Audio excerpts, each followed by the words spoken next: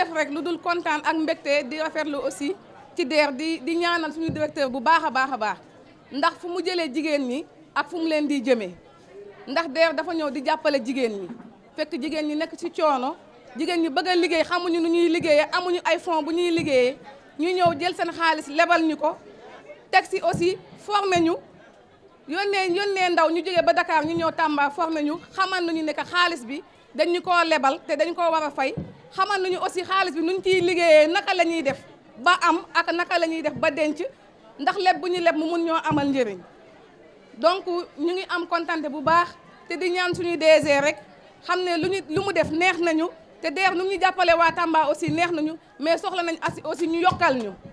ndax jigéen ñi ay liggéeykat lañu man mi di wax ak yéen ni man ñu njëkk financé laa bokk te salon de coiffure laa yor donc soxla nañu ñu jàppale ñu dollil ñu ci financement yi ndax jigéen ñi soxla nañu loolu te xaalis bi ñu lebal aussi dinañ ko fay ndax ñun jigéen ñi ñoo yor kër yi waaye am nañ fulla ak fayda ak jom ndax dañoo nangoo liggéey. mbokki Tamba waa marché central au poisson tey dañ fi ñëwoon ak préfet département wu Tamba ak maire Tamba Ba Oumou pour inaugurer seen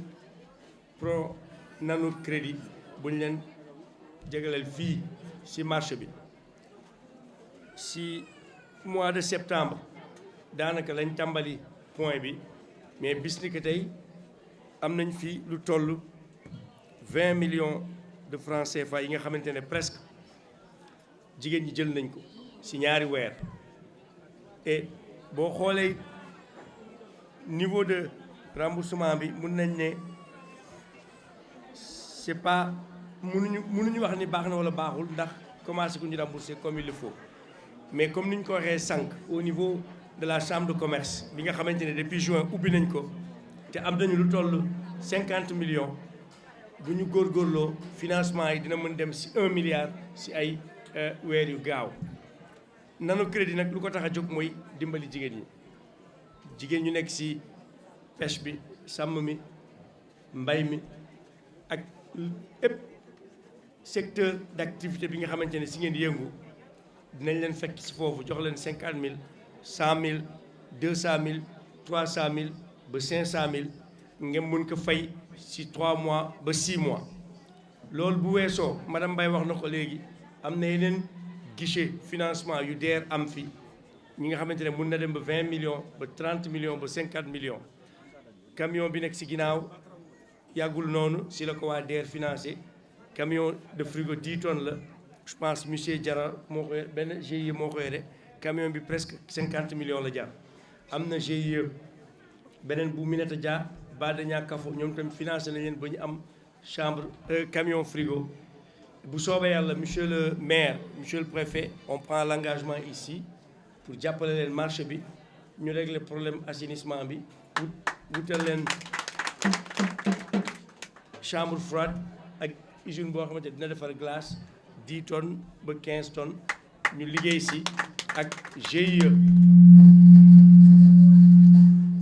femmes yi femmes transformatrices yi ñu porté ko ak femmes mariées yi comme ni ñu ko defee marché central au poisson bu Dakar ñu booloo ak góor yi ñu liggéey ñu koy rembourser pour ñeneen am ci bu soobee yàlla monsieur le préfet on prend cet engagement. Je profite également de cette occasion pour remercier toutes les femmes et tous les jeunes yi nga xamante ne ñu ngi activé wu dans l'entrepreneuriat. On est dans un moment où depuis peut-être 2 ou 3 ans on parle que d'entrepreneuriat et d'accès à l'emploi.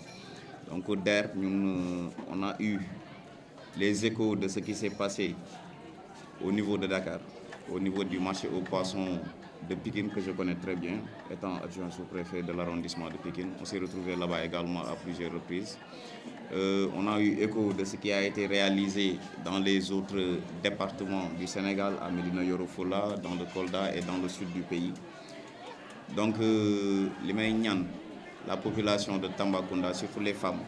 et les jeunes qui ont eu à bénéficier de ce financement. Je rappelle juste que je suis à Tamba depuis 2 ans. J'ai jamais entendu à un moment donné ou à un autre que Tamba nekk na sax 2e ou 3e sur le plan de paiement de quelque chose. Nous, on est témoins de beaucoup de financements concernant l'élevage et l'agriculture. Mais pour cette fois-ci, on a des chiffres pas trop satisfaisants. Donc, de les rappeler, Khalis bi état bi di joxe, c'est l'argent du contribuable. Nous orienter vers l'entrepreneuriat, vers le financement des jeunes, vers le financement des femmes. Donc, les remboursements également. J'ai entendu parler de la dame pour New York Khalis. Mais pour New York Khalis, ça dépend de qui de rembourser. Si je ne me trompe pas, monsieur le ministre. Je pense que l'argent, c'est du revolving. Ça permet déjà de financer d'autres personnes. Mais selon votre rythme de remboursement, selon ce rythme, vous pouvez atteindre 500 000 ou bien des millions. Ça dépend des besoins.